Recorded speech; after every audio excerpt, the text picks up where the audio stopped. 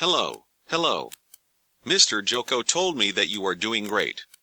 That you are putting into practice the third habit, put first things first.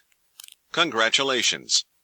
Now let's get into the last topic for this third term, programming basic with Scratch. What is Scratch? Well, Scratch is a free kids programming language developed by MIT's Lifelong Kindergarten Lab.